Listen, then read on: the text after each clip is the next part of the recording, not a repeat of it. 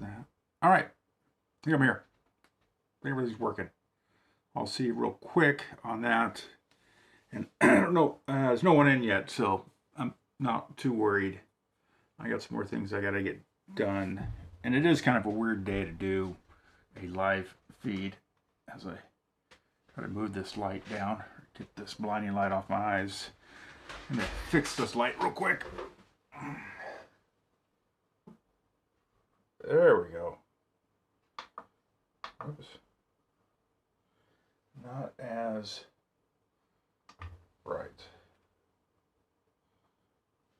Let's see how that is. Oh, it's much better. Much, much better. Let's see if I can get some right there.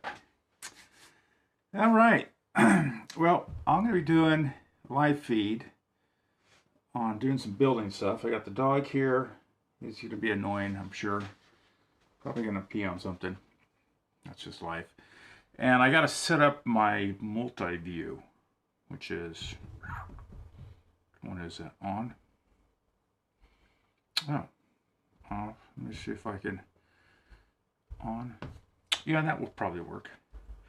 Let me go to cut to that, put me up in the corner. Yeah, all right, so we're gonna turn that off. Let's go into my software here. I got one viewer so far, so give me a second, folks. I'm getting stuff set up here. Let's see, because I'm bored. Figured I would view something. Apparently I'm single, but I'm not. Happily married. Someone said that one day. Like, oh, it's just an old single guy. I am old. Well, you know, relative. As old as you want to be, right? So let's see. Patterns. Borders. And I can't see who's in. I gotta change that too. So Luma, no. Chroma key, no. Patterns, no. Oh, super source, upscreen key. There it is. Super source. It's no. Preset. Oh, I gotta figure out. I'm not gonna screw out that. I'll have my little small window up in the corner there. I think I can change it. I may change it over to here. So when I go over to here, I should be right over on that side of the screen. So anyway, let's go into here. Oh, I gotta go one more place as I'm setting all this stuff up. Audio, I don't want to see multi-view, all off. I want it on. Camera 1, audio on. There we go. That's what I know. All right. So whoever's here, if you could do a quick little type in the chat thing, that'd be great for me.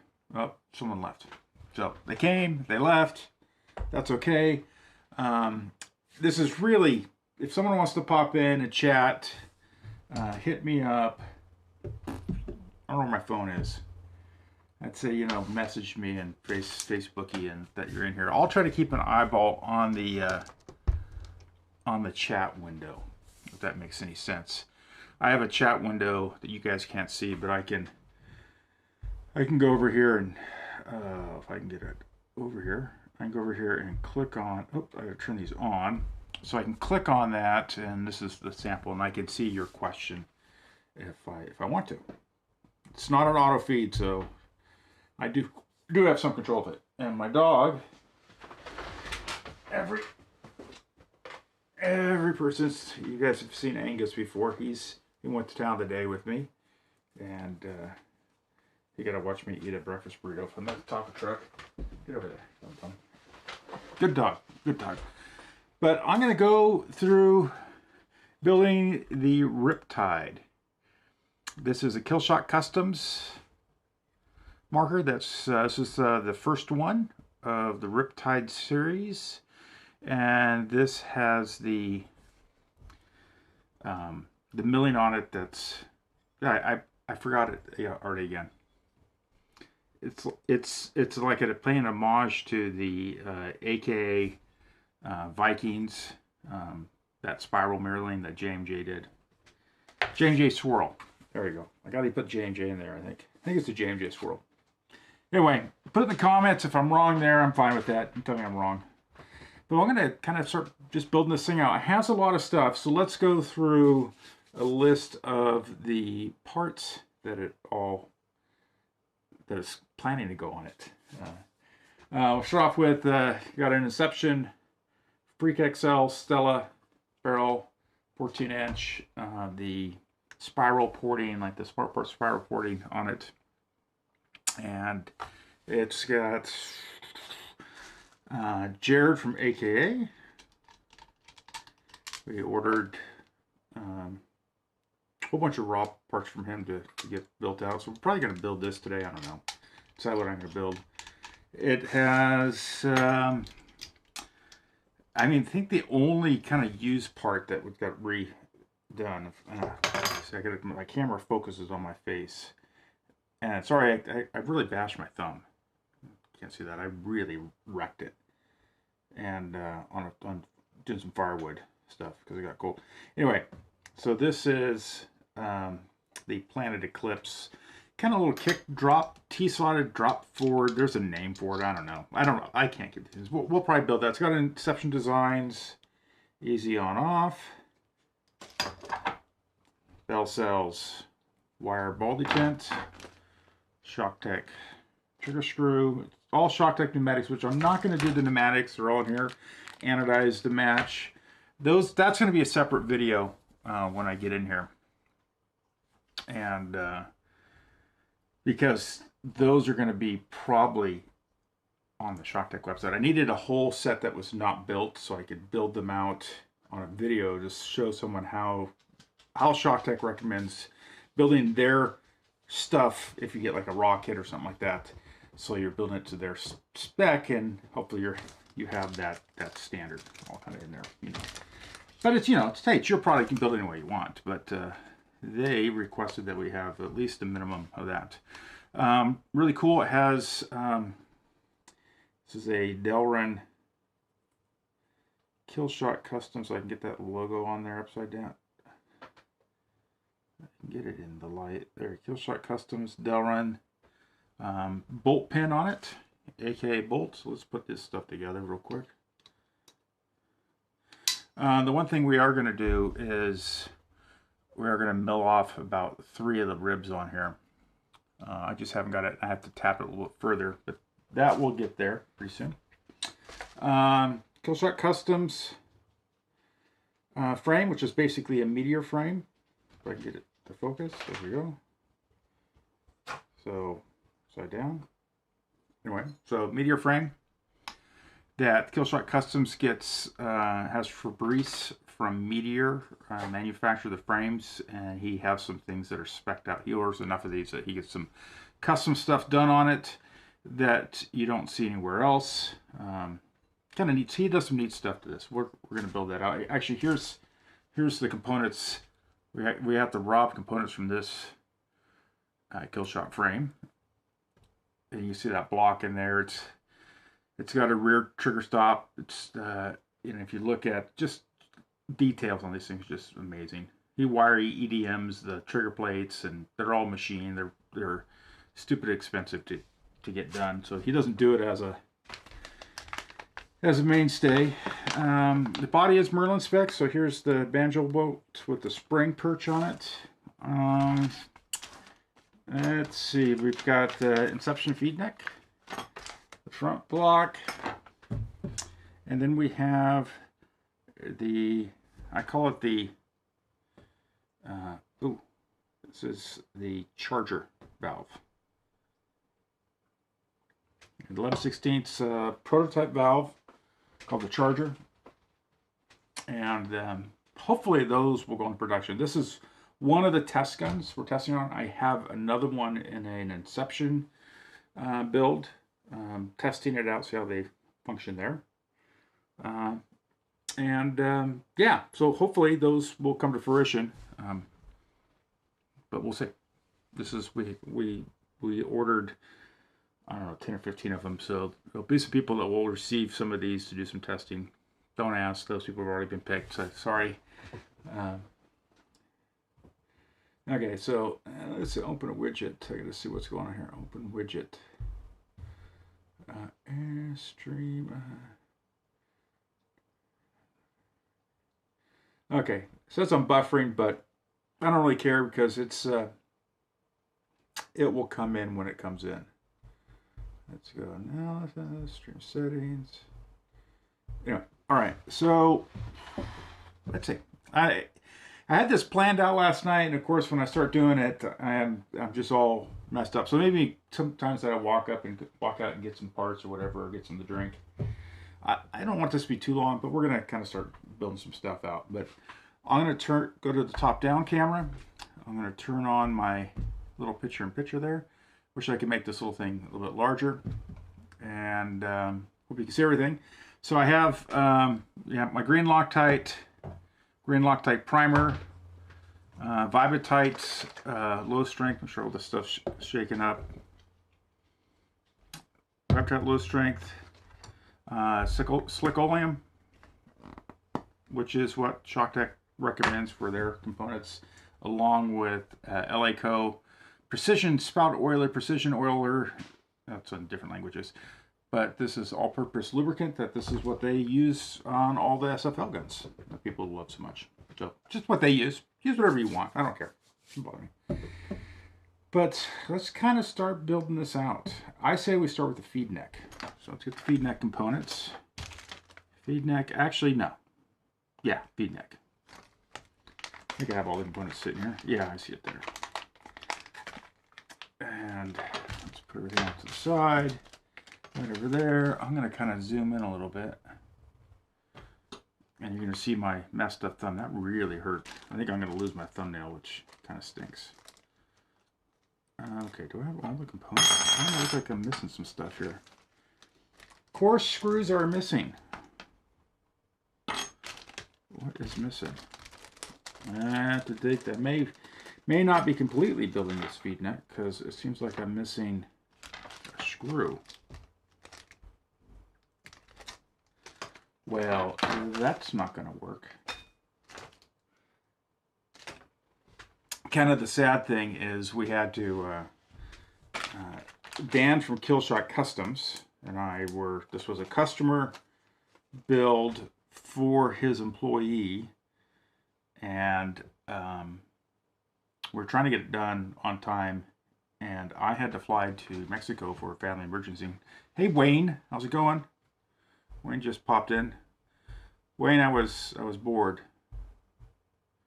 so there's William's in. William, yeah.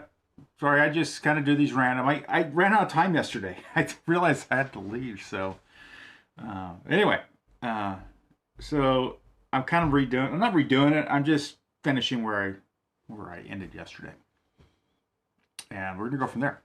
So, and now I'm realizing I'm missing some parts, but they're around here somewhere. Let me look at some other things. If anything, I have to go rob Peter to pay Paul. Maybe in here. Let's see. I have it here. Not there. Not there. I have the parts somewhere. I'm missing a lot of the. These little screws. They got to go over here. Well, you know what I'm going to do first, because those screws are so tiny. Let me put this over here. Get this here. We're going to put the J4 ball detents in. And there's special screws that go in here. These were the screws sent to the anodizer. They're a little bit longer, if I recall. Yeah, these are the longer ones. Ball detent off. I probably should get a little padded area. Do I have anything? I don't have anything. Now screw these guys can get set off to the side. And J4 ball detents. They are J4 Torx. Dan from Killshot basically he has a J4 Torque, and he really liked the ball detents. I don't know if I can get those to focus in. There we go. See the little rubber Yes, they're proprietary. I think you can use an O-ring in them. Hold on, I need to get my glasses on. Make sure there's no smudgeons in here. Okay, that's fine. That goes right there. And then we're going to get... Oh, wait, are these the ones that are... Oh, he's included several of these. 1, 2, 3, 4. There's ones that are a little bit shorter. I thought those were them. Maybe it's these guys. I think... So what happened is they... these guys went off to Anno, and... Or actually to go off to Anno. All the parts finally came to me, and my job was to send them off to Anno and do all that stuff. Well, I had to fly it off to Mexico for a family emergency. And so I shipped everything back to Dan. This thing's gone back and forth to Killshot Customs and myself, I don't know how many times. Kind of ridiculous. Oh, you know what I'm going to do is I do need... I know that Dan said we need to put a small little metric O-ring on that. So let me get in here. Get a little tiny one here. I think those will work. If not, I got to grab some smaller metric O-rings. Let me see. Oh, I think this is the right one. I think it is. A little focus. Come on. Little metric O-ring on there, and then a little bit of low strength Loctite. I think this is the right size. If not, I can always pull this off. I just get everything going on here. Come on, keep going. Oh, because I am being goofy on that. Put it on there backwards. So I've never built this gun, so this is gonna be a little slower process, I think. Let's see what's... Yeah, I think that's the one he said, yep. And I got to make sure that has not gone inside. No. Let's go down just a little snug, just like there. There we go. There's one on. And if I can get the... I don't know why my camera doesn't want to focus. There you go. I may get a little smaller O-ring on there, but not the end of the world. I think I have a 1x2 millimeter. I can't remember what size he told me. Trying to keep up on chats if I can. Sure that there's people are getting attended to. All right. And it's always fun. So kind of an update on Docfire Paintball. I took a little break. I think I mentioned it last night from Docfire, not really from Docfire Paintball. I mean, Christmas was good. A lot of sales go out and stuff like that. So that was all good. And it was busy, so I'm really happy about it. Thank you everyone that purchased stuff from me. That's very thankful of all that stuff. So all that was super good. Okay. All right, so now I need to go and thread this through this way. Of course, a little piece of plastic that I have that does this is in the shop. I'm in my little studio, which is not the shop. And I usually have a little piece of Lexan plastic that I slide in between there. Aha. Something else here? Yeah, something else. Let me see what else I have. Got a drawer full of stuff here. That'll be something that will work. Don't want to use that.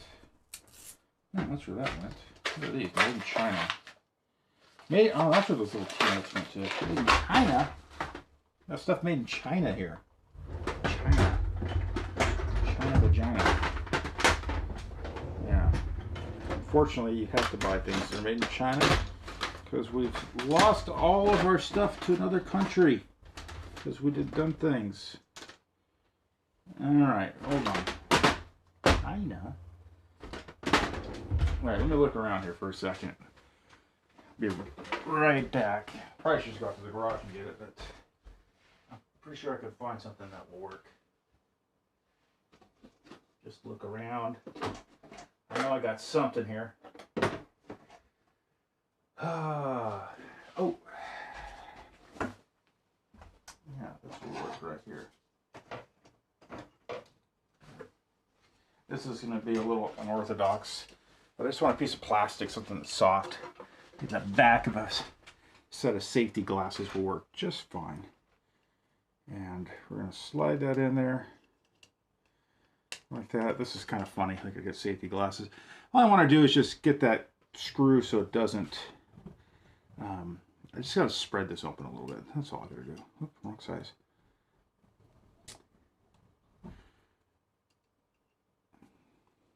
Just screw that down, spread that open a little bit, enough to, a little bit more. My arms over here. And trust me, my wooden desk is softer than everything else. Oh, it's almost there. Got to get this in frame, huh? Let's do it again. Trust me, she said. Okay, there we go. It's on there. Let's loosen this up now. I kind of want to go down and get some black screws for this. I know it's stainless steel, and that's all happy giddy, but you know, the stainless steel stuff's so soft. And then this is a dark colored body, so what I think I'm going to do is I'm going to go to the hardware store and get some black oxide screws. So I'm going to heat them up and oil bath them. It gives a little bit of rust protection.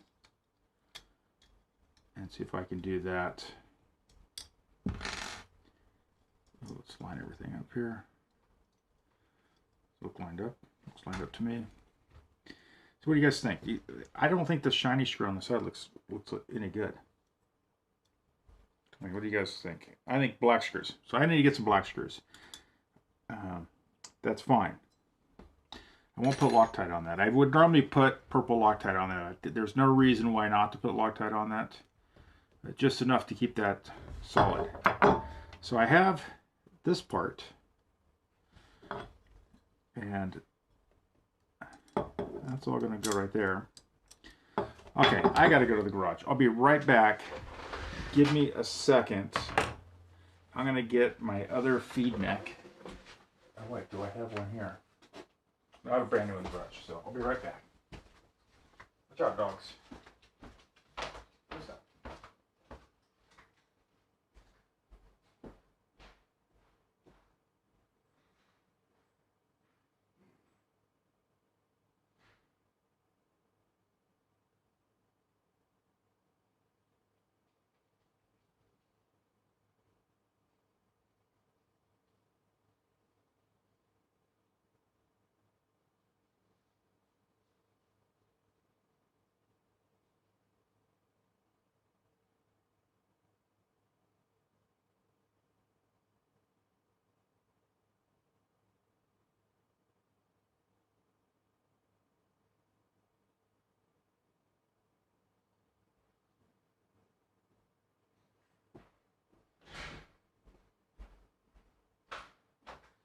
Alright, coming back.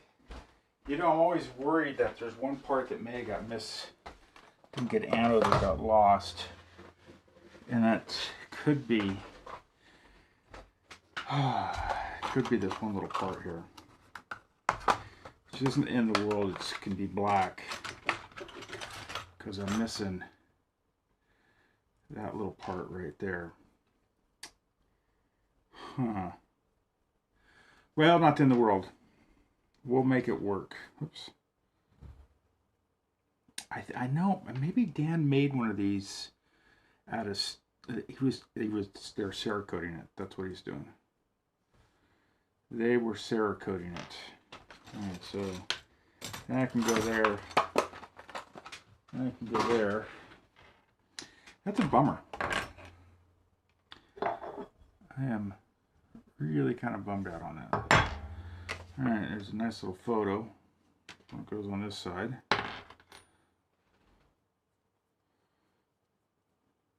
Oh, I can remember. Yes. This gets on here. Well, that's a bummer, because I'm thinking that maybe the anodizer either lost it or didn't lose it. I don't know. But I got to look at this guy to see where my... Oh, wait a second. Oh, yeah. Not in the world. I have a gloss black one I can put on there. Kind of a bummer. But I want to think that... put that on there wrong. That Dan... We were doing something else with this knob. And so I think he has it. This build has been a kind of a... William says shiny black screws look okay. So, yeah, I agree with you, William. I definitely think that the black screws would look better. Get this stuff in frame. I think you're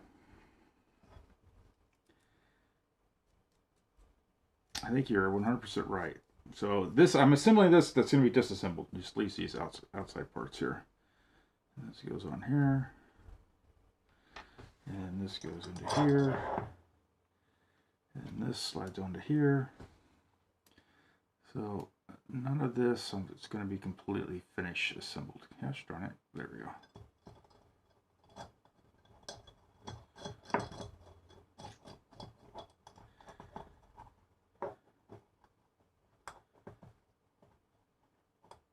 There we go. Yeah, that's going to be black. And I want to think we were... You know what? Oh. I'm thinking... That's it. I know what it is. This feed neck that I have, that's Rod the Parts from, is an older Inception feed neck. I mean, it's an older one. I've had this rod feed neck for a project for about 3 years. Ever since they kind of came out with them. And so I robbed parts from that, but I want to think that was the deal, is these are now stainless steel from Inception. And we were Cerakoting it black. So Dan's Cerakoting it. So he has it. That's where all the parts are. So I'll get the parts from him. We'll swap that out, but this will be good enough to test the gun. Stuff like that. So I am doing better. I'm remembering what happened. I am getting senile, I think. All right, so... That's on there. Let's get the front block together. Let's get the parts on that. And of course, I need some sort of a razor knife. I'm so unprepared. I love it. So when you guys send markers in for me to work on, and if I have your stuff, it's almost done. I'm chugging away on getting stuff done. But this is not how it goes. It's like an assembly line process. I have a silicone mat that's a dirty mat. Well, it's not dirty. It's clean starting off with, and that's where I start on a gun. It gets all disassembled there, and then I have another mat that's got compartments in it that all the parts, like pneumatics, everything kind of gets separated off. Whatever is not going back on the gun, or marker, excuse me, gets put in a Ziploc baggies into the customer's bin, and then if we're putting new stuff on or whatever, then that stuff comes in afterwards after everything's cleaned. If the gun doesn't have stickers on it or jeweled stickers, it gets a ultrasonic bath, and then it gets reassembled. Using the lube the customer wants. If they want some fancy lube, I'll put fancy lube on there for them. Yeah. That all gets done. All right, so let's go. We are going to put in the set screw here. This is I go everything like this. Put this little set screw in here. This is the screw for the, this is like a machining screw that they screw into. Okay, so I got to figure out how to do that one. I have to use primer on this. So let me to get primer on the screw, because this should not need to be removed. So I'm putting a little primer on the screw head. Set the screw head over here to dry. I'll put a little primer inside the threads here. And I got to make sure with this primer that I seal it up right away. Okay, so okay, I'm going not to work on this while this dries. Get this screw. We'll go something else. Let's see, 3 people. Vertical SA, right here. Vertical SA, gotta find an O-ring. Let's see, what size did Dan use? Not that, it's a 15, I think. I have some good O-rings here that I pulled out. And of course, I need to go in the O-ring box, which is right here. Grab a number 15. Oh, where are they? 14, 15. Did I have any 1590s? I did.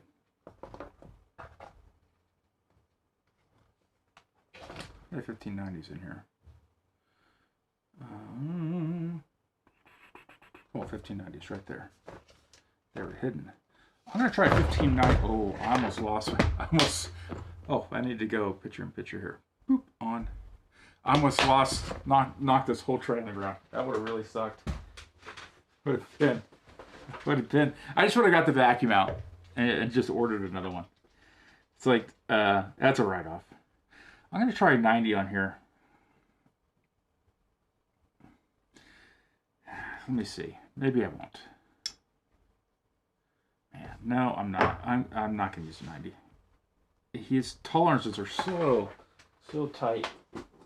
If you get stuff from Killshot, man, stuff is built well. Okay, not going to do the 90. Go back to the 15.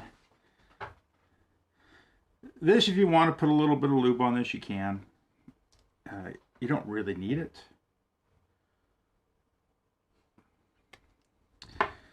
Well, that guy just doesn't want to flop in there. The 90 snapped in there just so nice. Okay, so I'm going to have to play with this one to get in. I know what I'm going to have to do. Wow. Get this right here. Squeeze down on that. Wow. Okay, it's in there. Stay. Let's get my Allen for that. I think it's no, it's the 3/16. I am going to put a little bit of Loctite on this because this is something that doesn't need to be removed really unless you're doing something really crazy, I guess. I'll do my Loctite dripple thing. I like just pouring a little bit out on some plastic. You end up wasting it if you don't. We're gonna do the trick that everyone recommends, that you dab it in the threads. So I will dab it in the threads. No one gets their panties that much.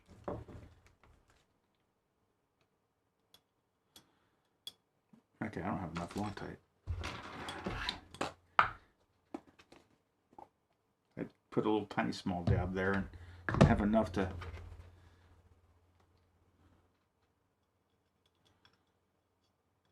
okay, come on, get in there. There we go. That should be enough. Sure it's not dripping on the inside. Put my finger in there. Nope. So we're going to take this guy. I got to take it off screen to kind of line things up.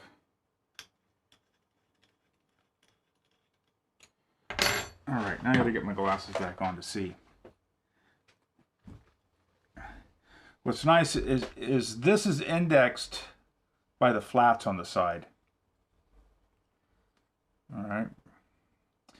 Now I probably shouldn't be doing it this way. I should be. Dan will probably say, "Why don't you put the front block on first?" Well, I didn't.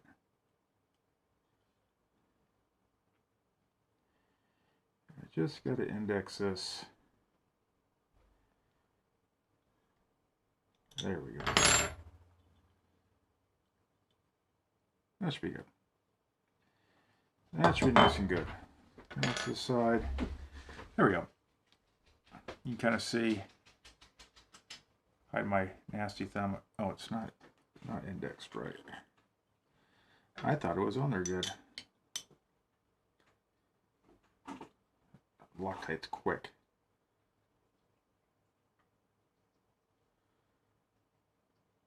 You guys haven't seen Dan from Killshot Customs stuff. Really makes some nice stuff. I think that's indexed on there right.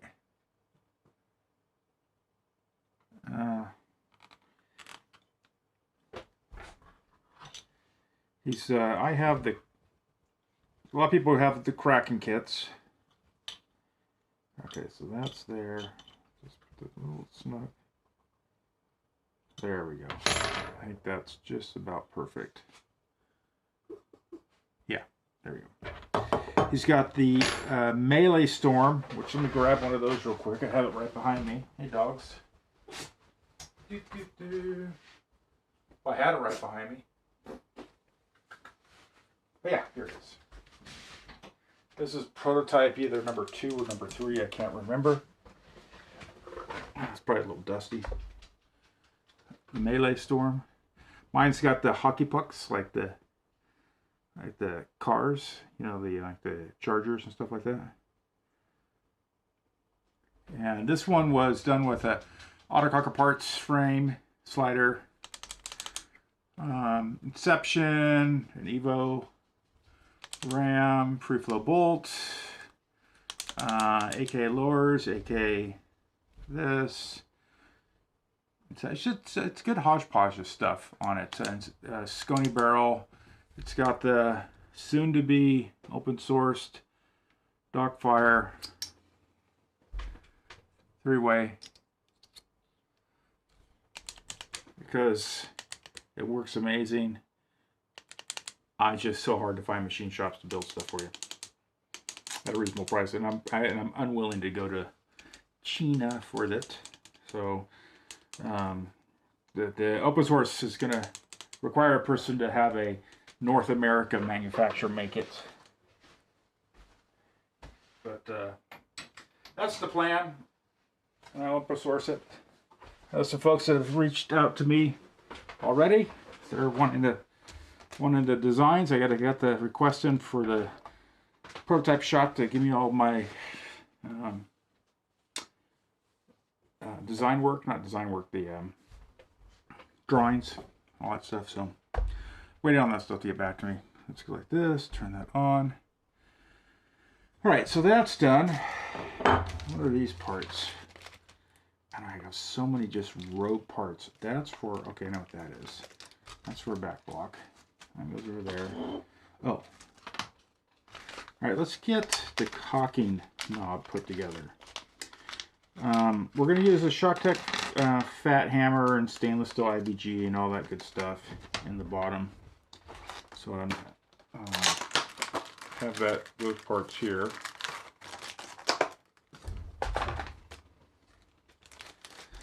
But we're not going to use the ShockTech. Oh, that was loose from ShockTech. Quite crazy. Like I did anything. Dan from Killshot. And I have to take you guys to take a look at each one of these. If I can get them up in the camera. Those are different cocking knobs, aluminum, anodized to match. A little different twist on them. They're both hexagon. Obviously, both are going with the customer. I can get these to come on, focus. They both look really good. So we've not decided which one we're going to go with. But that's what that screw's for right here. That's what that little screw's for. Oh, and I need to get another ShockTech caulking now because I want to set the length. And they're pretty good about, ShockTech's pretty good about setting the lengths of their caulking rods pretty much to the standard length. There's so many screws in here. So I don't know what they all go to. I know what that goes, easy on off. Everything's just hodgepodged over. That's easy on off parts. Man, I'm missing parts. I don't know where they went. I think someone, probably me, forgot to put them in a package. Oh, doggy. That's okay. Let's see. So we got that.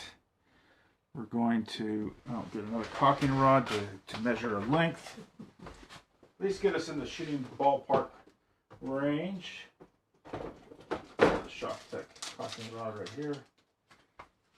Used as my guide. I'm going to send the customer. Okay. So we're just going to make sure that these guys are. Oh, it's like perfect.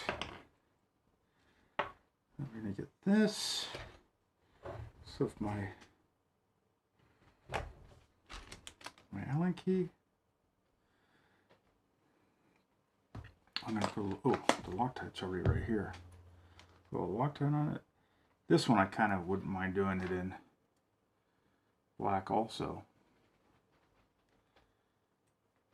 I'm just going to Loctite that on there. Just a little back thing. I can put a wrench on here. I have a plastic wrench that I can use just as hexagon flats.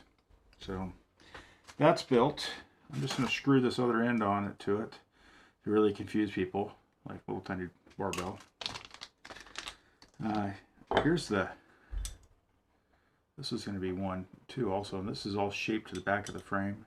So a small snatch grip or that. I like this one better because it's actually, look at how that's all shaped, and it's actually tapered. It looks really cool. This is got a flared taper for a reason. Just it gives really aesthetic. I think I'm going to put this on there for looks when I get there. But anyway, that's for shoots and giggles. Let's put all the parts that are going not to the customer. Well, actually, are going to the customer. Let's see. This is for this guy. So let's go and put on these guys. Let's go do the easy on off, get it assembled.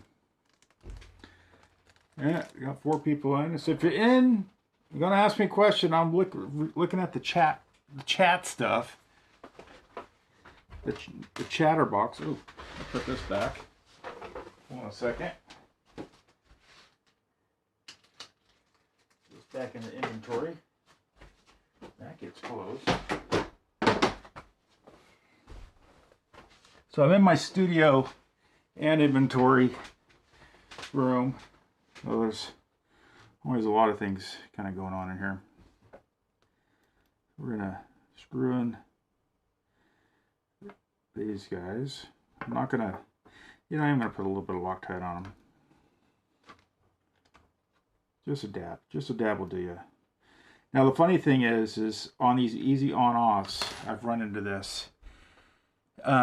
Careful not to get Loctite on this little flat area here. I did this, and it was such a tight fit that it actually locked my this little part right here onto the thing, and I had to go in, and the Loctite set in like a thin film.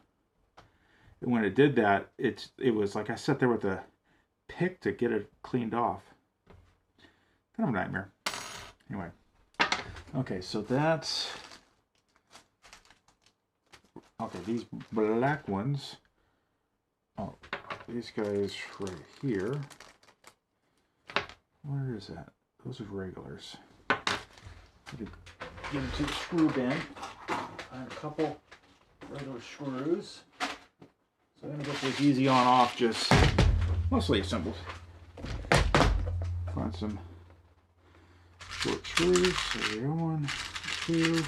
I should use black oxide on this, but I'm not going to. I don't have any. I don't have a lot of this left. Okay, this can go right here. This can go right here. Let's see.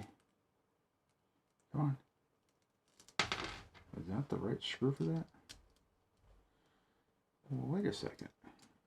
So maybe there were screws for this. Hold on. Let me go back to my screw bin over here. Were there funny screws for this? Was it these guys or was it these guys? I don't know. Let's see. Well, that's funny.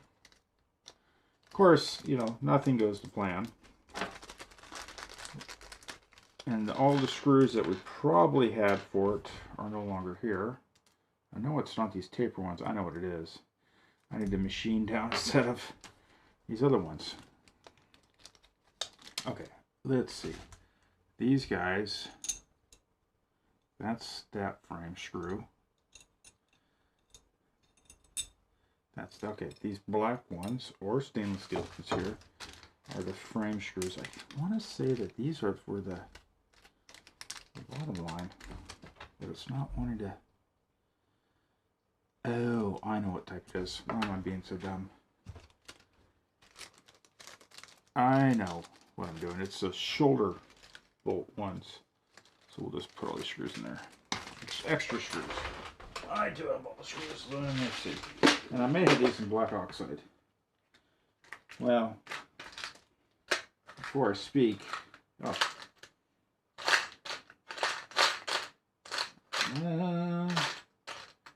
I see one. Where's the other one? I see two. What is that? Yeah, 1, 2. Nope, that's the wrong one. Aha. There's the two that are the right ones. I need to order a giant order from a master car on screws. I don't really like these that much. I don't think they look that good. I may machine a screw on this. Of course, you know, live and learn. Okay. But a lot of this is just some initial test fitting. I like using as longest screws as I can on these bottom ones. And I'm not going to Loctite. Normally I would purple Loctite these. So I don't want it to come apart. I want to have as much of the threads in there as possible. Oh, cool. It's going to look good.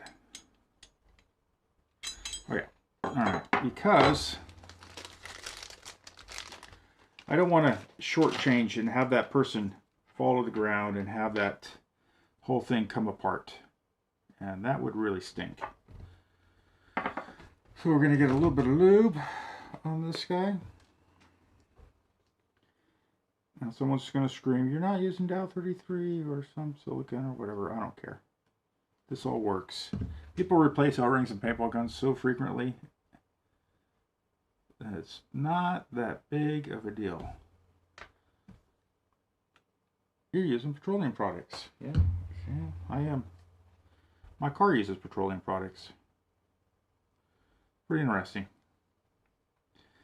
Alright, of course I don't have the right nut wrench for this, so I'm going to use my finger. And, yeah.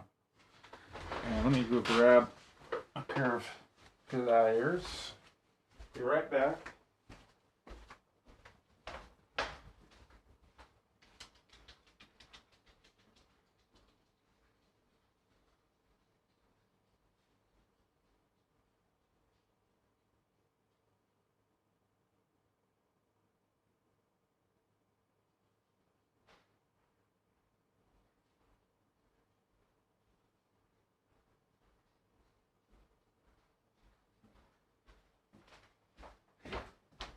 Alright, coming back. Almost here. Put my zoom spout on here. There we go. Myself a pair of pliers. I just need to snug this, that's all. It's got an O-ring there, it's keeping it retained in it. There we go. That's all it needs. Doesn't need a lot of force on it, just a little bit.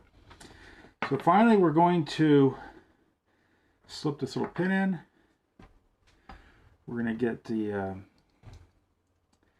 this part and try to drop everything down in there nice and, come on, get in there.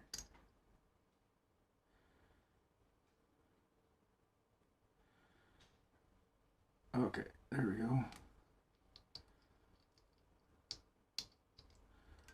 There. Oh, it's on. Now my luck is on. This is going to fly across the room because that always happens to me. So what the trick is to line everything up like where you want it to be. And we're going to finally just, there it is.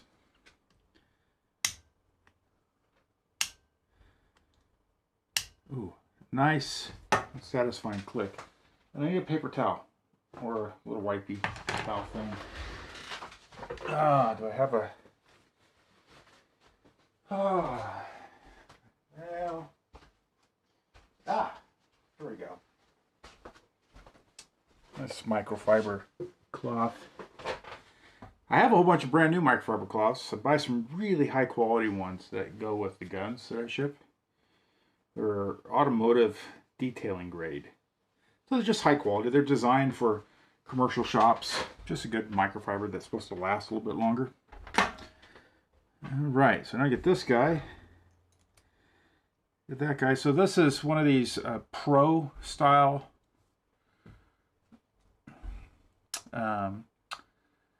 it's called a pro style. It's a universal fitting. It's a National Pipe NPT or NTP, whatever, taper, and a British metric or British pipe. Also, it's universal. These little short threads, and then they have a Teflon, like a tapered washer here. This works on a lot of stuff. It doesn't work on everything. It really kind of depends on how this little area is here. So it will work on this. I don't screw it in this. I'm not going to screw it in tight. It's kind of a one and done seal. So I like putting just a little bit of Loctite on it, because the reality is as soon as this is on, you shouldn't really need to take it off. If you need to change the O-ring in it, just pop the collar off. But as soon as you take this off, that little Teflon seal sometimes will go. Now you can, I've done it, you can replace it with an O-ring. And I think it's a metric, and it's like a 1x8 or 1x6 or something like that. But you can do that. But I like, for the most part, put it on snug. Doesn't need to be cranked on there like the world's coming to an end. Inception Designs actually kind of tapers their input. I should have showed you that. I'm not going to take it off now because I don't want to leak. But you shouldn't have to remove that. There's no need to remove it to service the inside of this guy because it's all serviceable from the back. If you need to service the O-ring in here, you just pop this collar off. Now, if you break the collar and it comes off, you can order these through myself, Docfire Paintball, Inception has them. But yeah, you can do that. But it's it's not needed necessarily. Oh yeah, this is the part that I'm not going to crank. Oh, okay. I was not being smart. Let's pull everything off. Remember, you got to put these screws on first. I'm not going to crank this down. I'm just going to kind of line it up where I like it. It looks somewhere good. I'm just going to snug these, but not tight. Just enough to hold it in place. And I'll tighten that up later. So don't freak out that, like, oh my God, you didn't finish the job. Maybe I won't. Maybe the person will get it and it'll fall apart. That's the plan. No. The person that's getting this is a friend of mine. It's his boss that bought it. But for him as a Christmas gift, he got all his employees really nice stuff. And he knew that Shane, I shouldn't say the name, that the individual was really into paintball. Liked autocockers. Guy's really an automag guy. And it's not Bearded Works. And a Tipman.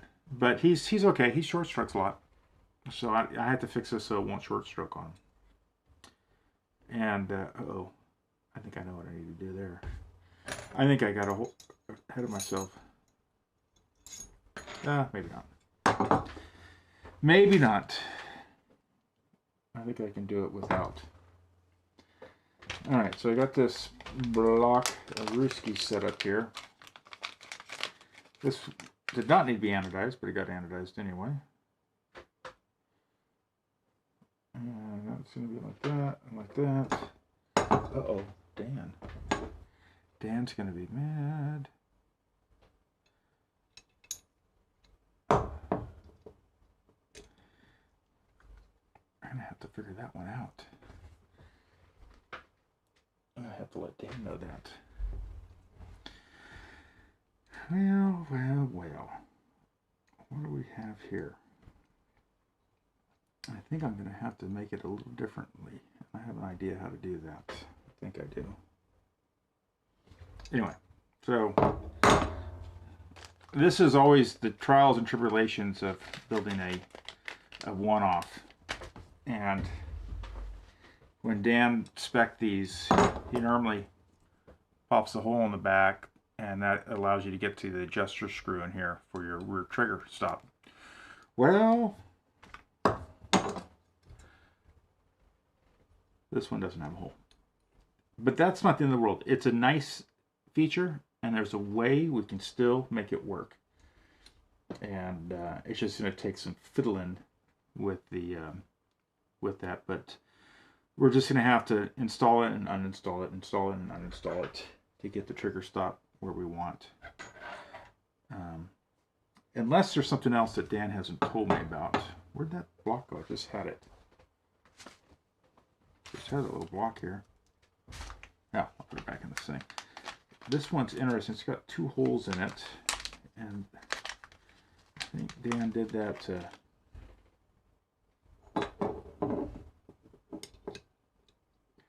The other way to do it is I think I can spin it. I think I have an idea how to do this. Anyway, we will figure it out. But I am going to look at this guy real quick and see. Let me grab myself my screws. But throw that in the thing. 5 people on. Yay! 5 people. I feel so important some days. Not really. Semi-important. I'm just semi-important. I'm not important at all, to tell you the truth. I'm just another person building stuff like all the other persons that are out there. Alright.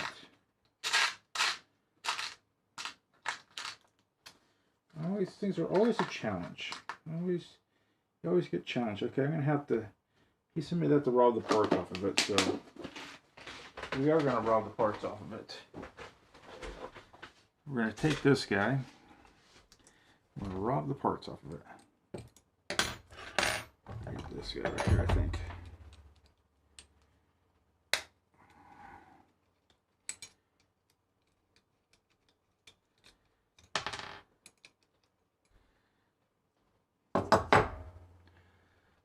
Yeah, he's got that set in there.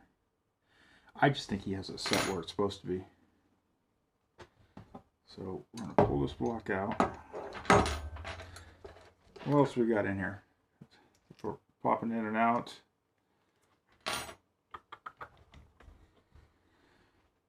Oh, so update on Docfire Paintball.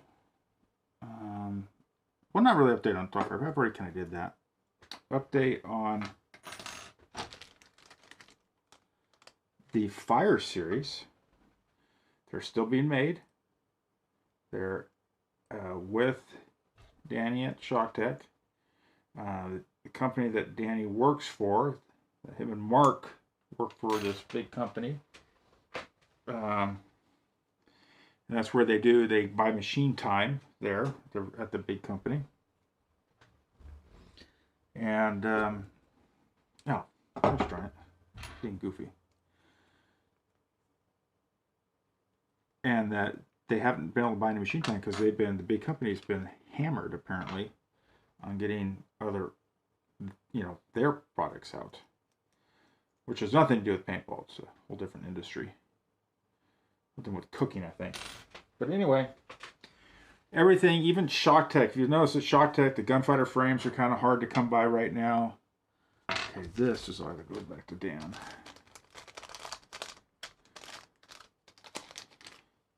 These are all going back to Dan with that frame. All right, so yeah, gunfighter parts are hard to come by. Everything's kind of hard to come by.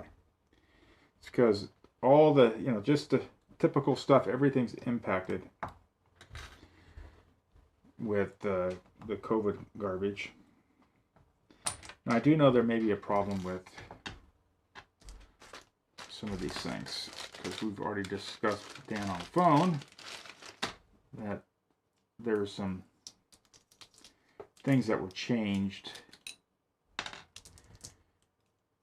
and then we weren't aware of those changes. Let's see. Come on, get out of there. Oh, wow. Damn stuff is like a precision, well-oiled machine. So we're stealing basically brand new parts from another build that will be going on to this gun. Some of the... Just want to see if this is... Oh no. It fits perfect in there. Okay, so Dan was concerned that the trigger may be a little fatter than not. It's amazing how Dan's... I'm going to show you guys this.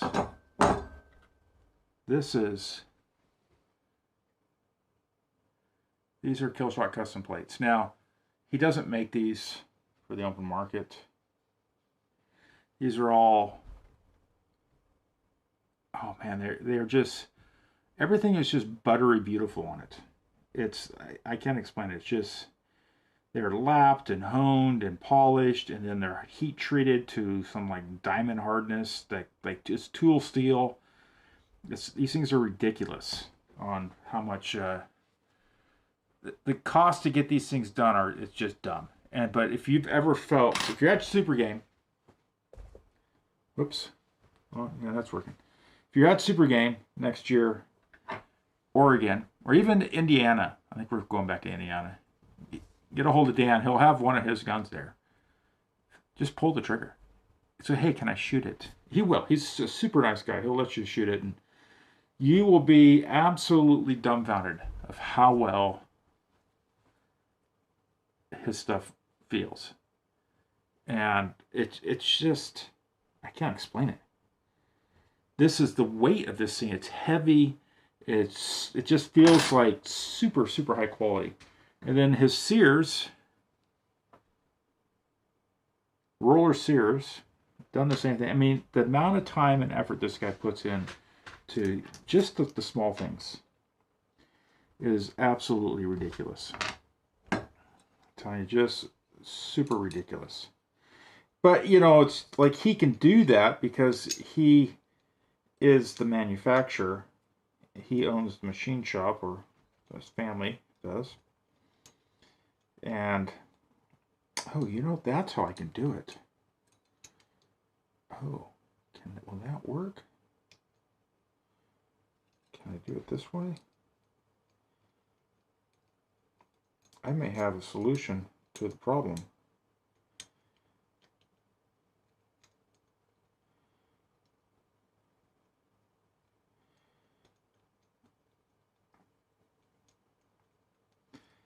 Seeing if this will work.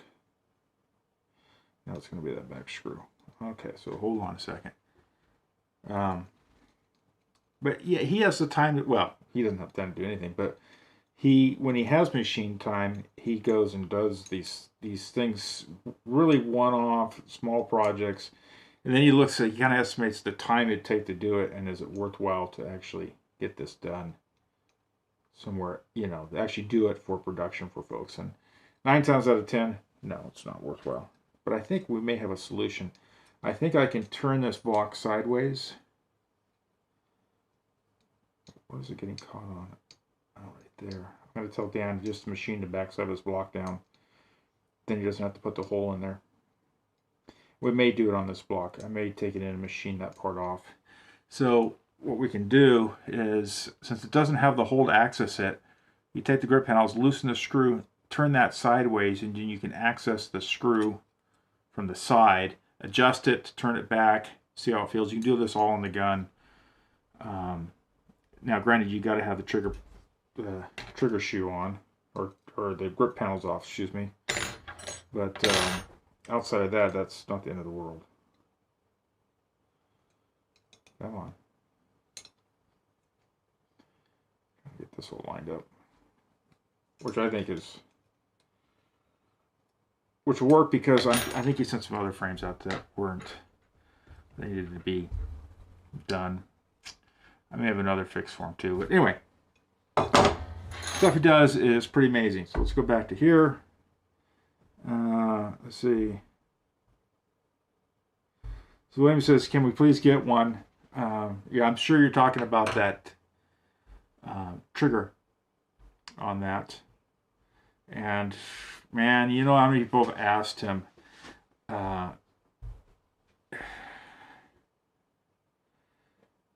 Yeah, but I mean, machining is, it's stupid. I can't explain it's like you have these things in your hand. Like this is one of his prototype frames, and so this is the one. This is the media that came with the metric screws for the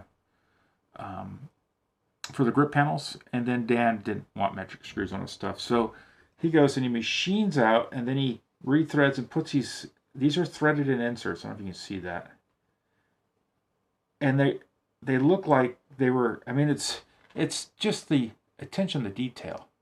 They look like they were supposed to be there. I mean, because they were supposed to be there. So it's just, I don't know. It's hard to explain. Hard to explain. But this was for his personal marker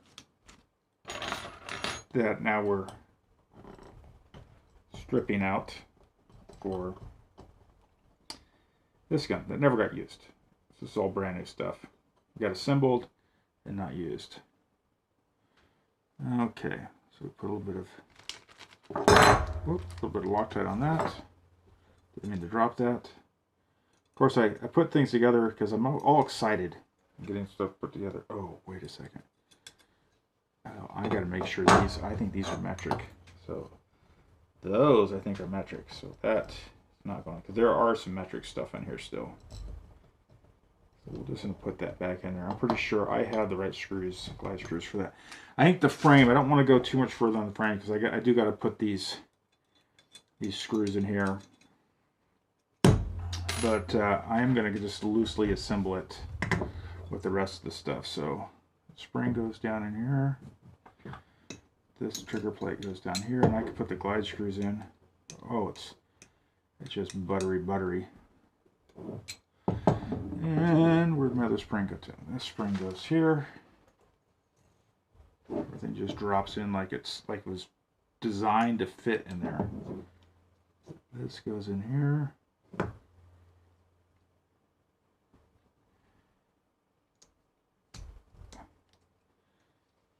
Just gotta line this from the back side. So if you guys are planning to go to Super Game, plan to have another big booth again. And we're doing a 40-footer. I don't know. We got to figure out who's all gonna, what other manufacturers are gonna be there. Okay, come on. Come on, get in there.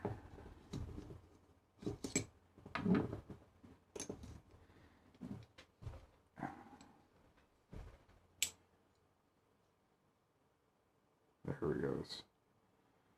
Okay, get that lined up there. Okay. Now let's just go. I think I need to do it this way. Yep, that's where the taper is. These parts are just, there it is. That just slips right in like it's without glide screws, this feels like some of the better frames I've ever felt. Without glide screws. But with that, we are gonna put this on temporarily, because I've been going at this for how long now? Stream, hold on. I gotta see how long I've been going at this. A little long. Stream health, analytics. I don't know when I started. 145. Oh, 145. Oh, and we've been an hour. I'm gonna go for a little bit longer, and then I'm going to not go. We'll turn off, and we'll do maybe something tomorrow. But this was really kind of a shakedown. I'm gonna try to build the rag while we're at it, real quick. Kind of a shakedown. I want to kind of dry fit a lot of the stuff. Some of the stuff that I know how it's going to fit, I can just go to town on. I can assemble it. But in no means is this how I would assemble this normally, as my tool slips out of my hand, falls to the ground. But I kind of want to see what this looks like. And of course, the little screws that I had for my trigger plate. Kind of have an idea what that all looks like here. There, so I have a trigger shoe. I like the ShockTech trigger shoe. Yes, I'm biased, I know. I just think it looks good. It's really comfortable. I didn't like the old ShockTech trigger shoes. They didn't fit my finger. I have a fat finger. The ladies like it, not the trigger shoe. Just too big for my finger. Just didn't feel good. Hey, buddy. And so, yeah. Hey, Derek Rose. How's it going? Hold on. Oh, there's the squeaker.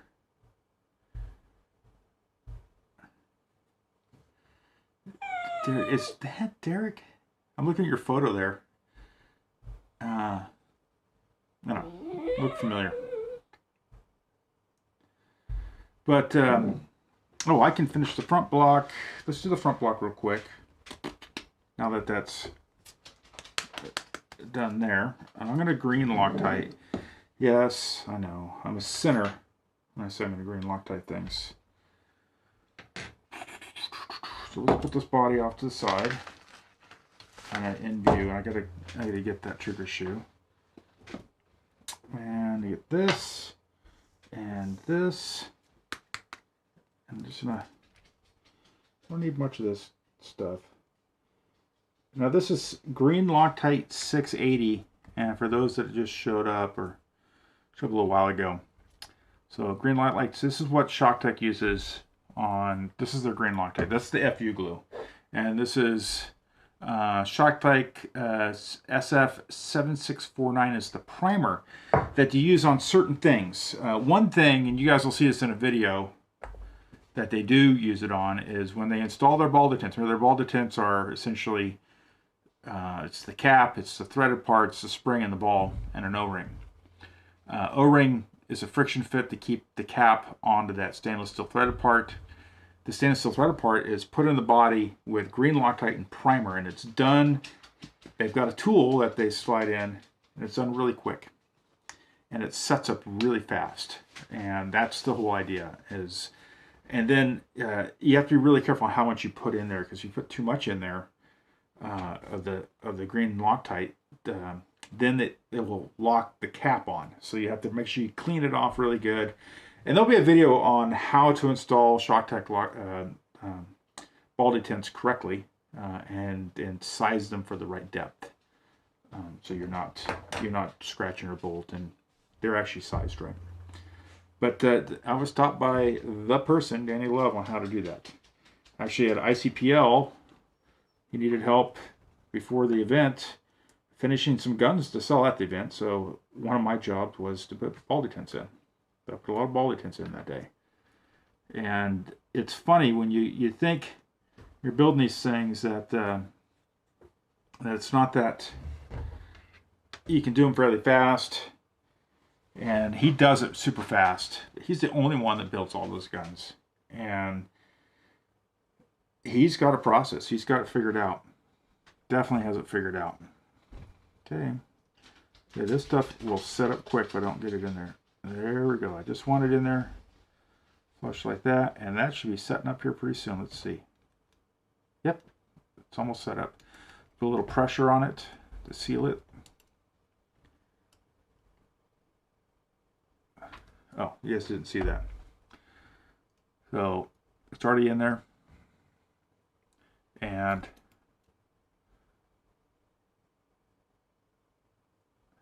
I'm going to put a little bit of down pressure on it, squeeze this together, because it's the absence of air, what is they call it, antibiotic, or there's a name for it, I'm mispronouncing it, aerobolic, or something like that. And the primer helps that. Yep, that's in. I'll let that finish set, wipe that green stuff off. So the front block is ready to go. So let's just kind of just temporarily screw it on, make sure there's not any problems with that.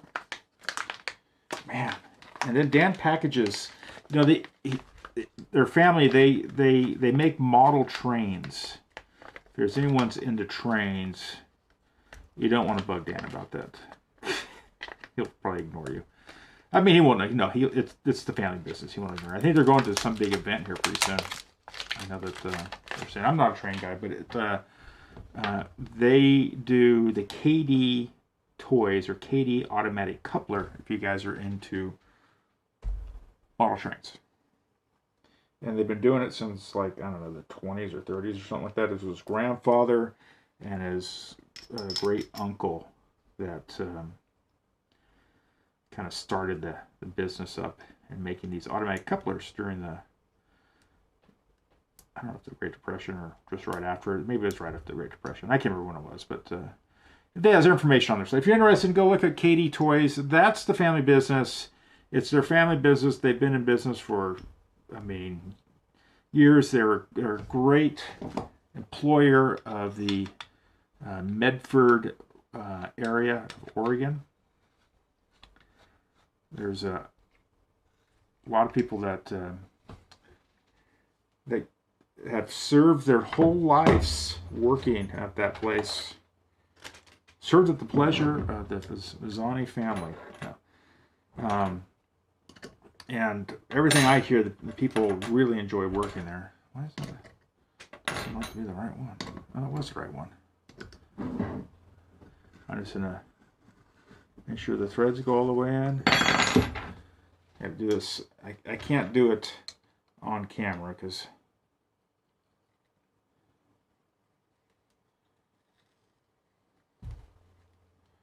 there we go.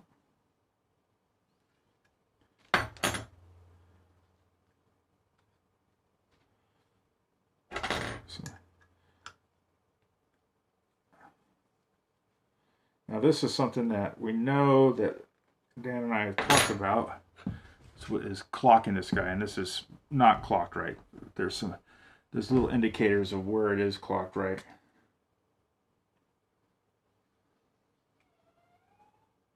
Which is right there. But we have a little tool we're going to 3D print. People can.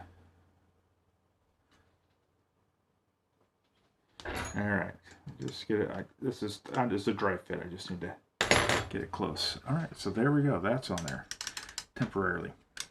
All right, it's kind of looking closer to a real gun. I want to take these O-rings off because I'm going to replace them with a different style. Come on. Now that guy.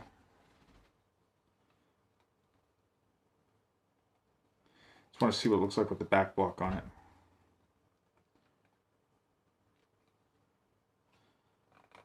That goes off, that goes off. 1, 2.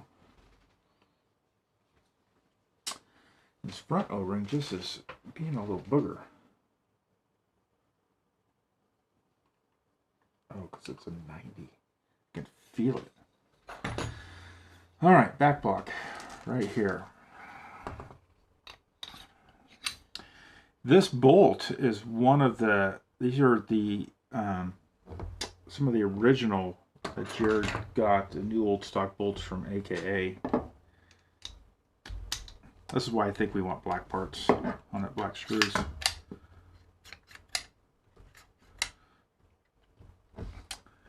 top pole pin. Let's line up KK right.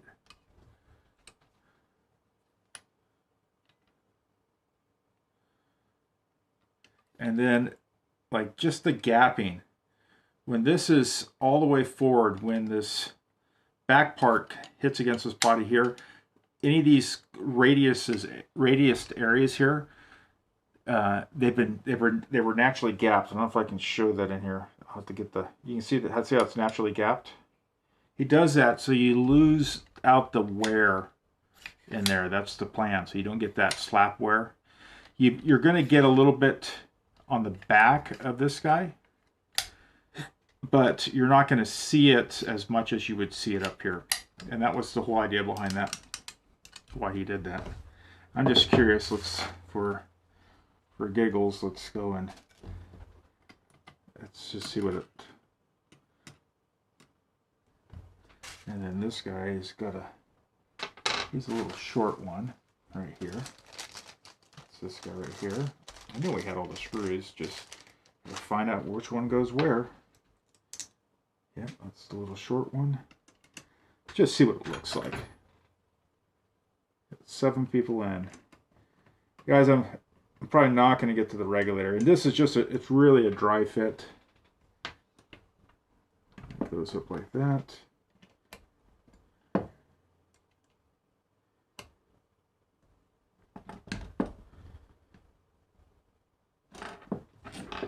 See if I could just line that all up.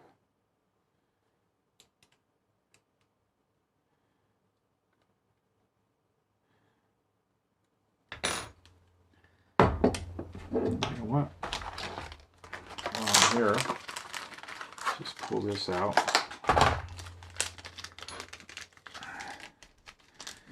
You know, I got to be really careful.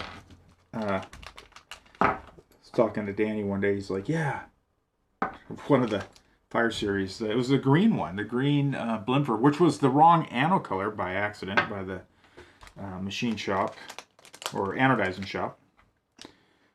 Let's see if I can. And what happened is when he was assembling, he had a hammer out and he dropped it on the body and put a ding in the side of the body. So it was a blim. We sold it as a blim. Do I have any of these that are pretty simple? I thought I had a hammer that was pretty simple. I guess I don't. Ah, damn it. All right, pull this out.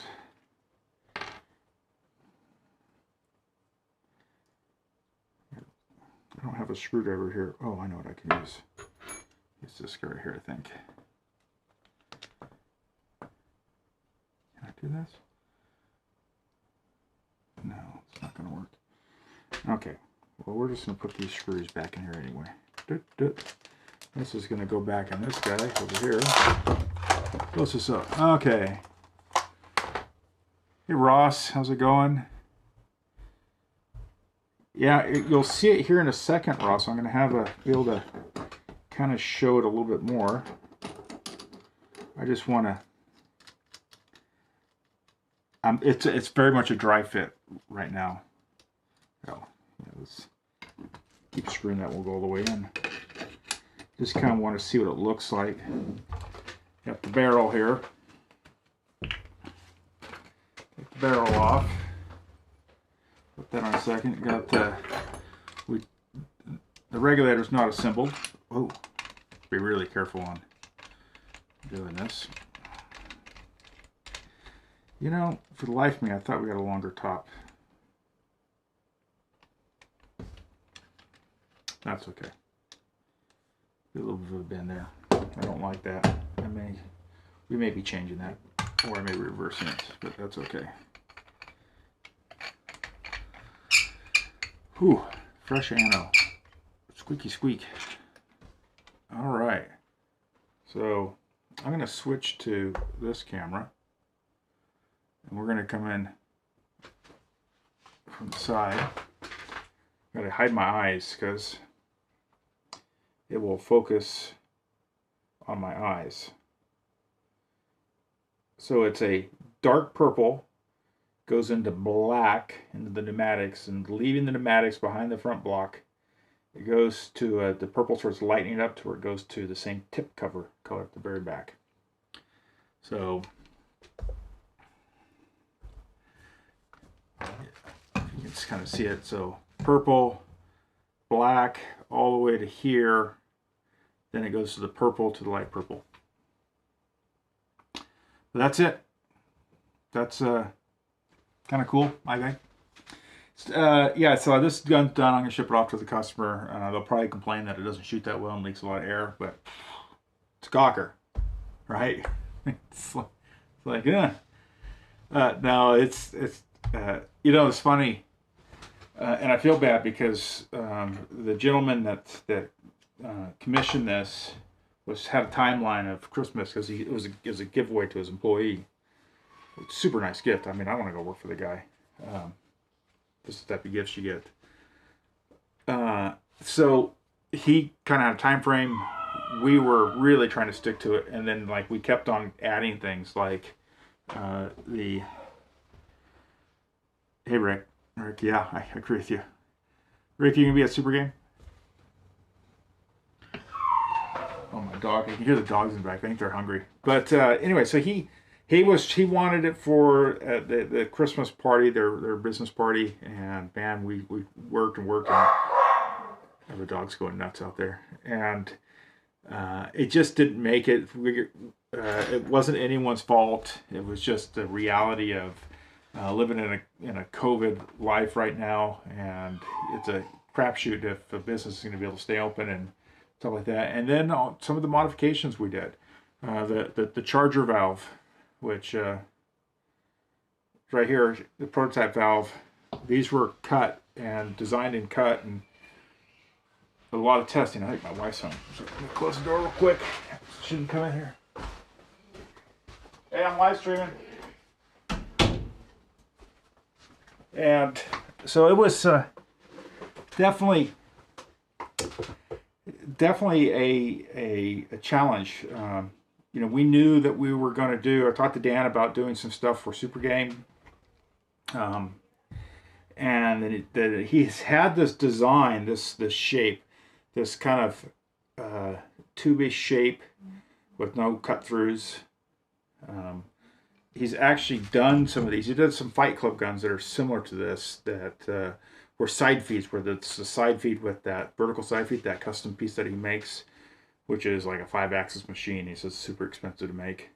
We were going to do more of those bodies and sell them as complete guns at Super Game. Well, it morphed into, he came clean with, he's like, well, I have some more, you know, extrusion from AKA that I haven't told anyone about, and it's probably the last extrusion that's out there, unless people are holding off on raw bodies. This was just extrusion sticks that he had purchased, and I don't know, he had a 12 feet of it, or I don't know, a whole bunch of this. The Kraken body runs was made off of that and stuff like that, and so Rick says he's going to try. We'll look forward to seeing you there, Rick. But he set aside some stuff that wasn't for Killshot customers, for Dan, and he hits me up and he goes, well, we're going to do that thing for do a test fire. Yeah, there'll be a test fire video, William, on that. Definitely. We're doing, yeah, there'll be stay tuned. You'll be able to watch a firing video when I get this done. The plan is to hopefully get it done the next couple days. That's my plan, outside of any crises. But anyway, so Dan goes and goes, I got this, you know, this extrusion. I go, I thought that was all gone. And he goes, no, I've been saving it for myself. And he goes, but I'm never going to get to it because I'm always doing work, you know, Killshot custom stuff.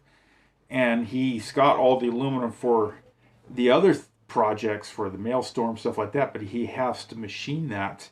It's not out of extrusion, he's machining it out of solid block, so the holes and everything got to be machined in at the lower tube and upper tube. All that stuff needs to be machined, where the extrusion, that part is already done, and it just needs to be honed out, which he does. But now, so he used his last sticks on this little mini projects. This gun won't be for sale, but one's similar to it will be at Super Game for sale by Killshot Customs. You want to go check it out. I think this thing, it's the first time I've seen renders of it, and I think it's just a stunning looking gun. Let me clear this little thing out here. A stunning looking gun. I mean, I just, the person that's getting this is really, quite frankly, is an automatic guy, and he'll probably never shoot this. No, he's a super autococker guy, and he is, you'll see it at Super Game. This will probably be on the wall. Actually, this will probably be dirty and full of paint because the guy plays. And he gives me shit because I don't play as much as I should. I'm old fat. But, anyway. It is badass. This thing is... Man, when Killshot comes out with these things, look out, man. They're going to fly off the shelf. Yeah, Ross, just my sentiments exactly. Badass. So, anyway, updates on other updates on Docfire Paintball. I got some more customer guns that should be going out. Trying to. This is one of them. And I got LPRs. I need to finish those this weekend. The LPR testers will be, because I make those here. And so those should be going out. I think I still have rake testers. I don't know. Yeah, no, I should have rake testers. Hold on. Let me look. Let me go back in the warehouse. Oh yeah, it's the closet. Rake testers. I think I have rake testers. Oh, am I out of rake testers? I can't be out of rake testers. Oh no. Oh no! Wow, I'm almost out of rake testers. Well, I got 2 HPR testers. I got to order more parts for those. Get those back in stock. I have a ton of gauges. I bought out the company that makes the gauges. Probably made in China. You can't find gauges. Astros, all the Astros stuff. That's the small stuff made in China, unless it's new old stock. So that's all made over there. So stuff I get, the company that I bought it from, they are the suppliers for the U.S. And I bought of that range. I bought every one in the U.S. I bought the whole lot of them because I sell that stuff. People buy those testers. I mean, I'm shipping those all the time, and the only holdup is with CP sometimes on getting the on-off knobs from them. So let's see. Yes, Ross, Shark Tech Pneumatics. Go figure, right? Yeah, it was what we decided. We knew that the customer, the end user, is what they would have wanted. I hope I'm not going digital here, so if I am, it will clean up in a minute. Yeah, Rick, I think he's a friend of yours. I think if you're up in the Washington area, then I think you have. Let's see. Oh, wait, what's this? Order rake testers. William, do you have one? Yeah, they're nice. Don't forget the gummy bears. Yeah, right? So William must be... I can't remember all my customers' names, but if you order over usually $25, you get a pack of made in the USA Albanese, made in the USA, look at that. Gummy bears. Speaking of, oh, the rule is if you pull a red one, you got to stop eating. Wow. I never follow that rule. That's a Mark Davis rule, by the way. He's the one that got me hooked on these damn things. I got diabetic from him. But yeah, if you order, I'm running out. I need to order more from the company. I became a dealer for this company. Yeah. It's what type of shop do you have? It's with paintball. And you go sell candy? And I go, no, it's going to be giveaway. And they buy over a certain amount of stuff. So I bought like, I don't know, 3 cases of this stuff. And it's like, I don't know. I think there's like 400. I had like 400 packets. Maybe 1,000 packets. Which is scary. I'm almost out of them. And any order over usually $25, I throw this in there. If I remember. Or if they put it, they can check it. And they put it in cart. The gummy bears, it will be free automatically. It automatically takes it off. So I try to, or if it's an order that I don't get out right away, I'll throw a pack in there. Just to, you know, take the sting off of maybe the packaging and deliver a little bit later. Or if someone's doing a big build, you know, gotta have some sweetness going on. The only flavor I don't like is the blue. Purple, it's alright. Looks like doo-doo brown. Green, really like. It's like a green apple. Oh, now, these ones. This tastes like eating perfume. So these ones I feed the dog. There's two green ones though. There's the dark green, or the darker green, and the lighter green.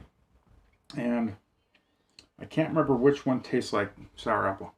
Wow. Let me tell you. Yeah, kind of the darkerish green. Yeah. I don't know. They all kind of start tasting the same after a while. But that blue one tastes like drinking perfume out of your grandma's, you know, perfume closet. That's all right. Make your own. You should. Don't worry about it. I have these because I see people that fight with it and stuff like that, and I'm a firm believer that a gauge on a paintball gun is stupid, because if you're worried about the gauge at the field of what your thing's doing, then you're already behind the game. Put that gun away and grab another one out of the bag. Let's say, what's this?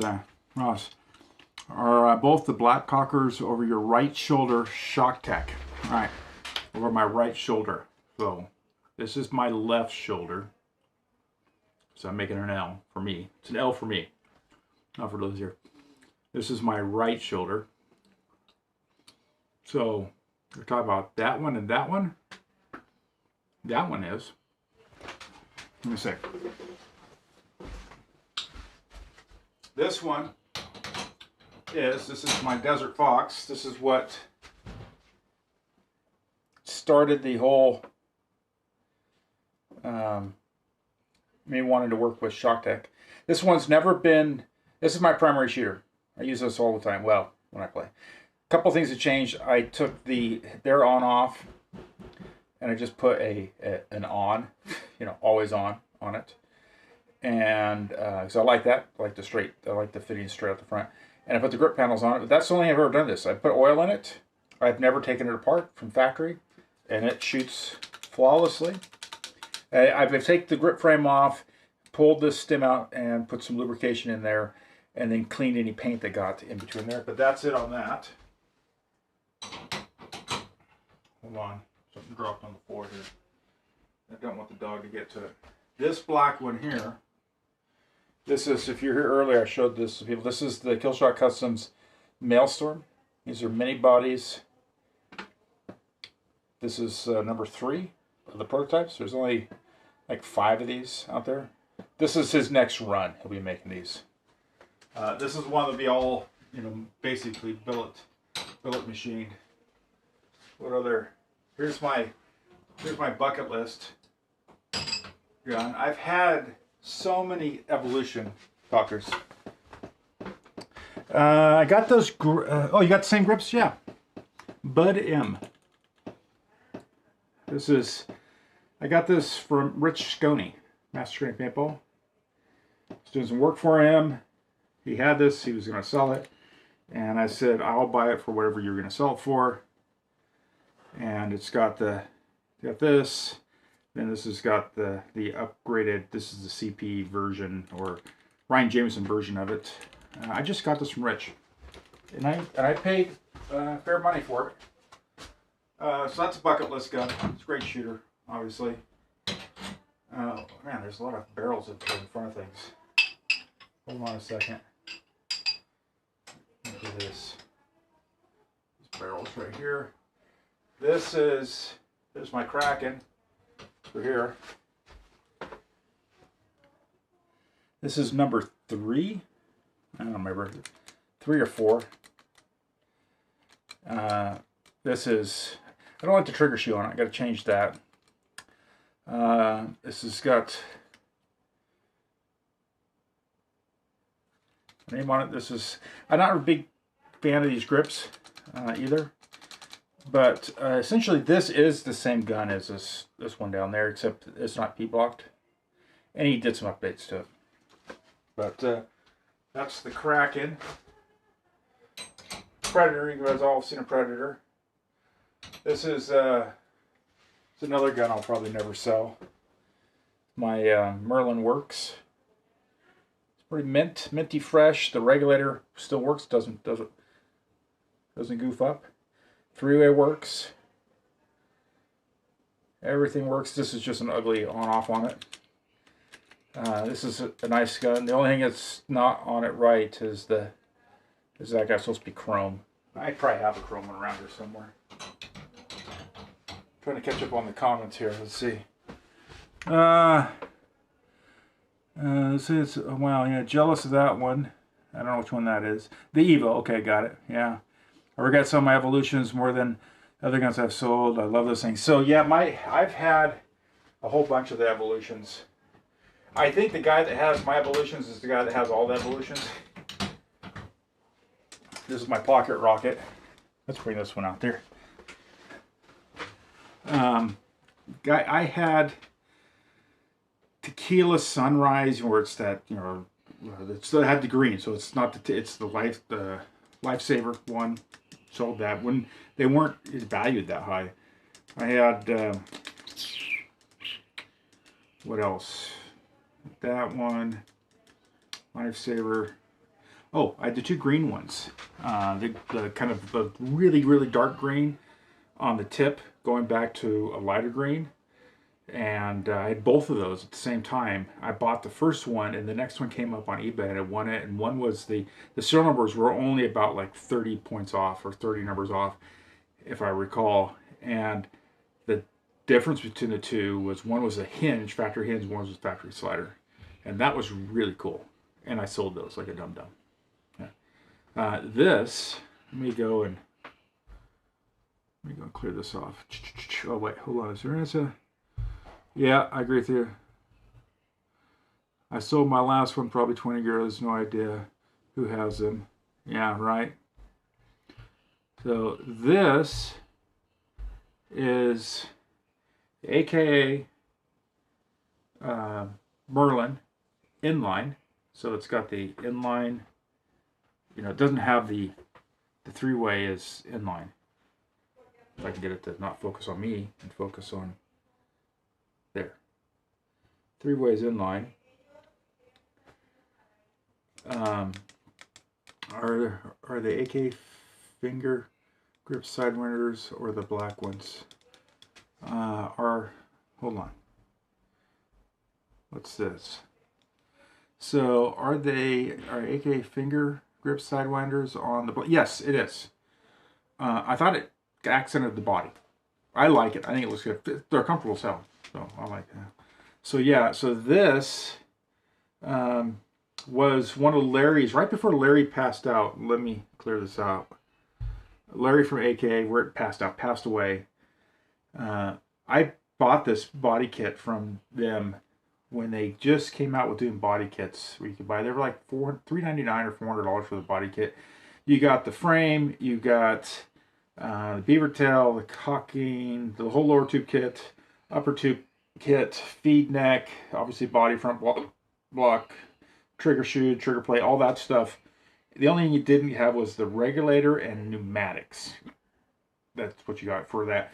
And they had an option on what ball detent you want. You could get either the wire detent with a cover, the spider detent, which is the shorter one, and then the the AKA detents, which are the two little double Delrin like pucks that were in there, little dome pucks. You could get that, or you could get a traditional autococker one, and they sold these. You see that is what they sold. I thought this would look really good on the Starburst guns they sold. But that's all stainless steel, and it takes a 12-point socket to install it. So you get a 12-point like Craftsman socket or something like that, and that's what you install it with. But Jared does have these, except he doesn't have all the parts for them, and so he doesn't have the CAD files. So he just doesn't have time to, gotta be better time to finish them. So come on. But yeah, this one I bought and sat in raw for years and years, and a buddy of mine just was like nagging me. I'm like, when do you get that thing anodized? I'm going, I don't know. So when I sent off the Kraken, I sent this with it too. I love this color. It's a very rich pewter color. That kind of a, I call it like a Mercedes silver. And yes, it has a Resurrection ram, an old one when they were good. They were really good. AK LPR, and then a a newer ShockTech bomb on it. This was one of the first ones when they came out with the new bomb too. I bought this. This is about the time I got that anodized. Was when ShockTech came back with doing pneumatics in 2017. Oh, that's how long I had this thing. A long time. Oh, all right. Pretty cool. A lot of stuff I've sold. What else did I have up there? A lot of it's junk. I mean, it's not junk, but it's all. Oh, here's one. I'm gonna show you this one. Hold on. Where's the gold? This up here. Oh, this one, the one that Merlin inline. I was a big fan of J&J barrels. I know if you get a good barrel from them, it's great. You love it forever. If you get a bad one, you hate them forever. It's like any paintball company. I have a couple good barrel kits from them, and they shoot amazing for me.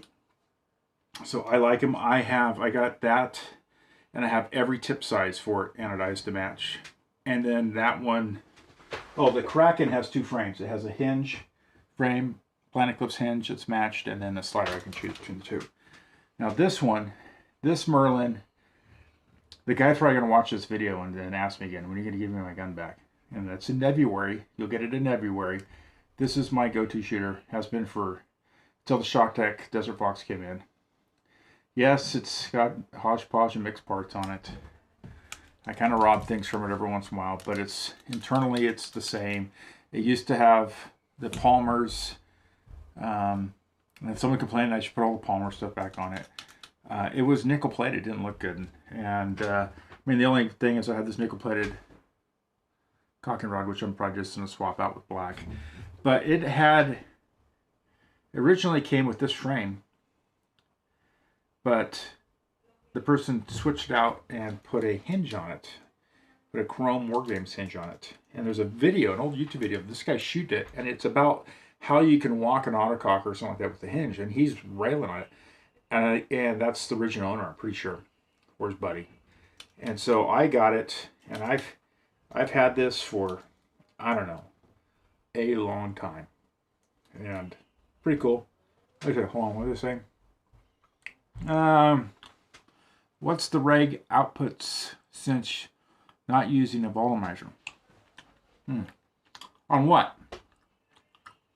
Virac, whatever you pronounce your name. Explain that a little bit more for me, so I know what is the reg output since not using a volumizer. On what gun did I show, or was it the gun that we're working on here? This one. Give me a heads up on that. I'll be able to answer that in a second. So truly know what you're asking. I don't really know what you're asking. By the way, I'm saving the horrible one that tastes like your grandma's perfume for last, because I just want to have a bad taste in my mouth when we leave this thing. But anyway, this guy, awesome. Just an awesome gun. The previous gun. So, okay, the previous gun was that's this guy right here. This guy? Let me know if it's that guy. That's the previous gun. The Merlin, inline Merlin. Oh, short barrel, yeah, so it's that one. So that's an AK Merlin. And I don't know what you're familiar with Merlins, but their lower tube is the same diameter all the way through. 11/16. You can drop the valve in from the front or the back. And they're a large valve chamber. So what does it shoot? It shoots the same pressure depending on what regulator. If I have a 2-liter on it, I'm usually, not that I care what pressure it's at. I care about, does it shoot velocity consistently? That's what I care about. I used to be the low pressure chaser, and you can do it with those, but I want to say it's 180 to 210 psi on general. I don't know. It's all the adjustments done off the regulator on both these guns, like a Shock Tech is.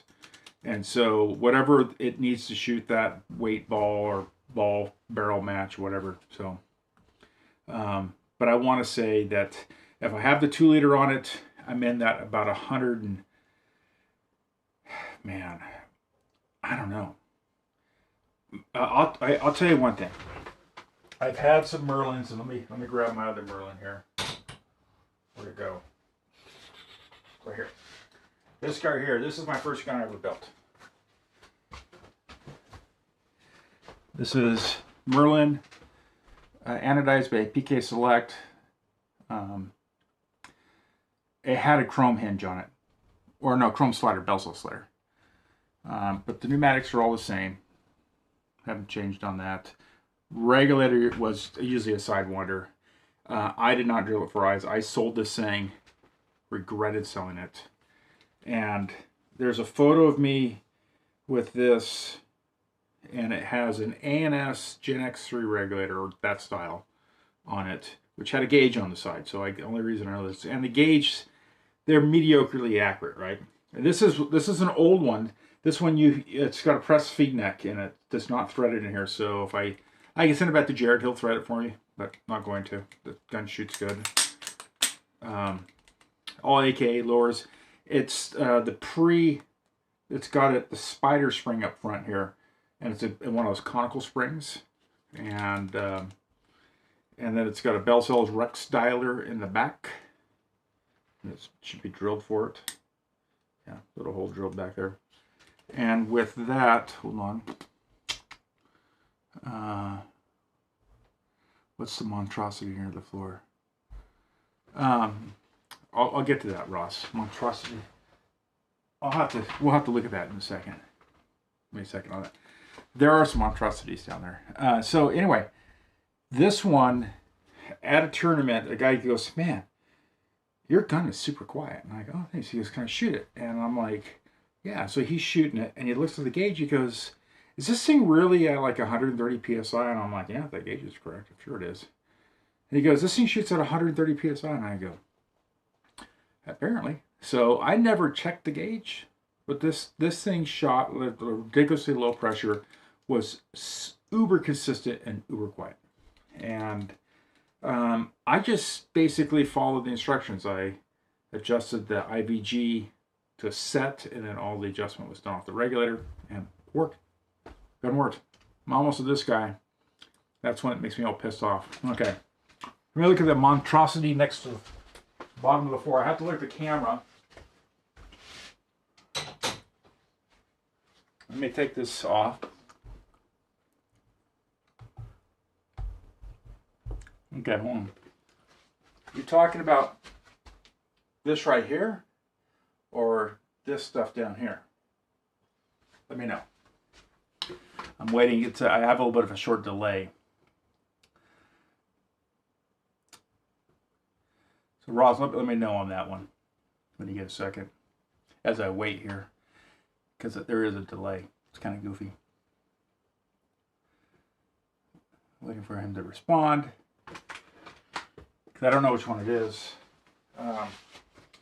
This right here, this is KP rifle. That's got a really interesting bolt. Look at it. It's called the Docfire gun. And oh, that'd be crappy that had air in it still. And so it looks like airsoft. Oh yes, yes it is. Yeah, it is airsoft. Let's see. This monstrosity is airsoft. Custom out of Denmark. This is all a high pressure air system. Yes, I got interested in airsoft because it's an interesting sport with a lot of cheaters.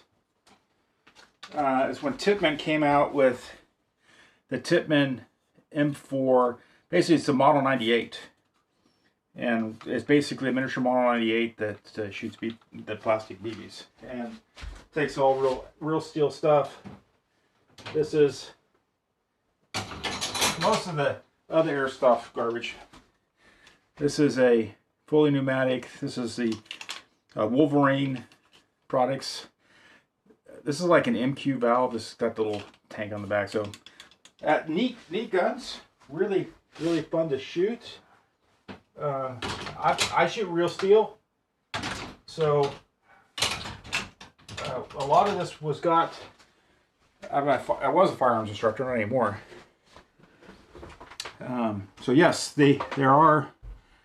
Looks like a grenade. Oh, the one looks like that's a MP5 airsoft. That's all that is.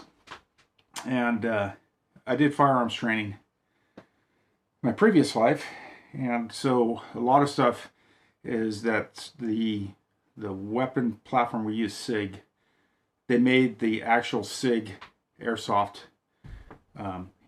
pistol, and we would buy the airsoft pistols to get it because they were like ridiculously the same in how they operated, and it was good just to get some general mechanics down when a person was skittish on firing.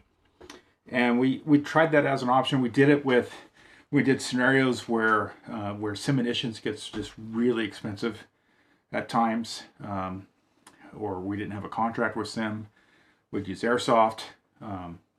So I got into looking at that stuff, and then so I was always kind of looking at it when they came out with the HPA systems for airsoft, which airsoft is always an HPA, but it's electric, like bicycle pump, I call it. But the stuff that basically are miniaturized paintball guns, the technology is really neat what they've done to them. So it's kind of fun. It was neat. I messed around with it for a few years. I still have a lot of stuff. When I get into it, I buy a ton of it. Most of it I either have given away to folks or thrown in the garbage can. Yeah, because I just like, most I give away. The other stuff is broken. That's beyond repair. And the airsoft stuff is at a quality level for like the junk that's out there, at least was out there, is nothing compared to paintball. It's I don't know. But look out for gel shooters. I know Valken's really getting into it. There's other countries like Australia that they don't allow airsoft, so they have to use gel shooters. And they've been starting to come after paintball in some countries. So don't discard gel shooters. I think that's going to be an interesting one for getting the little kids involved. But it's time for grandma's. Oh God, it tastes like perfume. Yeah, the KP3 rifle, I think it is, or whatever. Mm-hmm. That one was been reworked by Craig Palmer. That's why it's got the Docfire. He made the bolt for me and left the tail on it and hand carved it as a penis. I think he used his own as a model. But he did that for me. We rebarreled it to shoot smaller paint, so it's a 680 barrel, and then revalved it. And when I was there when he was putting it together, it was him and Tim Furpo were. Craig did all the hot work on it, all the soldering, and Tim had reassembled it and tested it, and it was shooting like 450 in the shop on CO2 cartridges. And I'm like, hey, I want the thing to shoot hot, but I didn't want it to shoot. I mean, so we were able to bring it down significantly, but it will shoot 450 feet per second. It's like ridiculous and not break paint. It is ridiculously neat. But that was specifically built for going to Dan Baki's field that he does that event twice a year. So yeah, those gel shooters are interesting. I want to buy one and try it out. I'm really curious in it because it's neat. I was looking at some videos on it. You get a little small little baggie, these little tiny BBs, right? And you pour that like in a bucket, in a 5-gallon Lowe's bucket, and throw so much water in it. Let it sit for 4 hours, and pretty soon they've all expanded to whatever. It's either like 8 or 10 millimeter or something like that, or 12 millimeter. And they put them in a little stupid little hopper thing, which looks really dumb. I think they could make them really cool looking. I think they look really stupid right now. But they're essentially an airsoft gun on the inside, a bicycle pump, which is essentially a pump that is on a gear, and the gears spin, and they pull that piston back, and the gear doesn't have gears all the way around it. It pulls it back until the gears get spring pressure, and then the round gear doesn't have any gears left, and so it pops off and it releases that forward. And it kind of like how Tipman works. It has like a Tipman Model 98 or the Pro. Yeah, the Model 98 had that little arm that was connected to the bolt and the hammer. Exactly the same, concept in an airsoft, and it loads that ball forward, and as it's blowing air down the tube, and instead of hitting a hammer hitting a valve, this is just a bicycle pump blowing air down the tube, and it's a very similar concept, very similar. But anyway, that's what I have. I hear dogs that are hungry, and it's almost 4 o'clock here, so I'll shoot your eye out, kid. Let me see. It's funny, YouTube just grabbed. Let me see. Let me go through the Sheridan. Let's see. Yeah, Sheridan is okay. Yeah, gel shooter. I'm just going through these comments. Yeah, I think it's a neat thing for kids because, there's a certain age if you kind of want to get them into it. But, if they get hit with a paintball, it may be that may end it for them. Either it's going to end it or they're going to cry and go, that was awesome. And it's a 50-50 or more like a 20-80 on that. So, in my opinion. At least with the kids that have wanted to do it to me. I do the test with my nieces and nephews that want to go play paintball. I get a rubber band from like a newspaper, and I have them stretch it between their fingers and smack the inside of their thigh. I know that's horrible. I have them do it. I don't do it. I don't want to get in trouble. And I said, if you don't cry, then yeah, maybe we'll think about going. And usually they'll cry, so then I'll go. And it's just not, you don't want to have them do stuff. Yeah. This sounds, KP3 450 sounds about right. Yeah, right? Hold on, I gotta. Yeah, it doesn't shoot that. Now I can adjust it, and so the CO2 it works really good. It's a fun shooter. But I've missed the last 2 things up at Bakke's because of other events in life, and so that's been sitting. But it's ready to go. I'm so excited. And when the last time I was there, I did shoot that.